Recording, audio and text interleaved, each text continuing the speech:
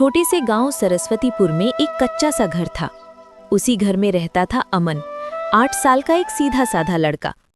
अमन को खेलना बहुत पसंद था, लेकिन पढ़ाई, बस नाम सुनते ही उसका मन भाग जाता था। अमन की एक छोटी बहन थी पिंकी, जो उससे 2 साल छोटी थी। पिंकी को रंगीन किताबें बहुत भाती थीं। वो रोज स्लेट लेकर अमन के पास आ जाती और बोलती, भैया आज मुझे क ख ग सिखाओ ना। लेकिन अमन हर बार टाल देता, अरे पिंकी अभी खेल रहे हैं, बाद में।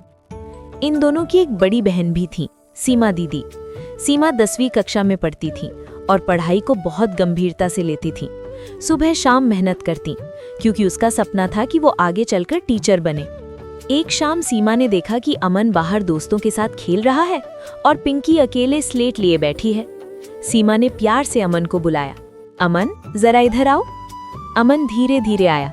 सीमा बोली, तुम जानते हो पढ़ाई क्यों जरूरी होती है? अमन ने कंधे उचका दिए, नहीं दीदी, खेलने से क्या कम होता है? सीमा मुस्कुराई, आज नहीं समझोगे, लेकिन एक दिन समझोगे। अगले दिन स्कूल में अमन की क्लास थी। उनके टीचर थे शर्मा सर, सख्त दिखने वाले लेकिन दिल के बहुत अच्छे।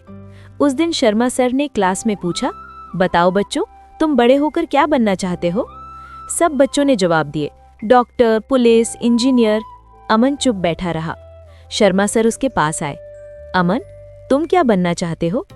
अमन डरते डरते बोला, सर मुझे नहीं पता। शर्मा सर ने डांटा नहीं, बल्कि उसके सिर पर हाथ रखकर कहा, कोई बात नहीं, सपना आज नहीं तो कल बन ही जाता है, बस पढ़ाई उसका रास्ता दिखाती है। उसी दिन स्कूल से लौटते समय अमन ने देखा कि गांव का एक लड़का जो पढ़ाई छोड़ चुका था, मजदूरी कर रहा है। उसकी आंखों में थकान थी। अमन के मन में पहली बार कुछ चुभा। रात को उसने सीमा दीदी को पढ़ते देखा। वो बोला, दीदी पढ़ाई सच में जरूरी होती है क्या?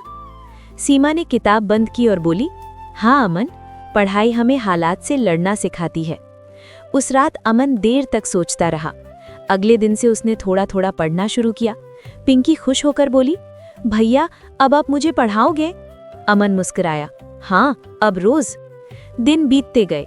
अमन मेहनत करने लगा, गलती करता लेकिन हार नहीं मानता। शर्मा सर भी उसे ज्यादा ध्यान देने लगे।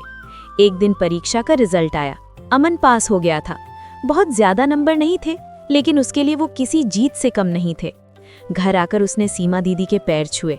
दीदी अगर आप नहीं समझाती तो मैं कभी नहीं पढ़ता। सीमा की आंखें नम हो गईं। अब कहानी का फनी सीन। अगले दिन पिंकी ने अमन को किताब लेकर बुलाया और बोली, भैया आज आप मेरे टीचर हो।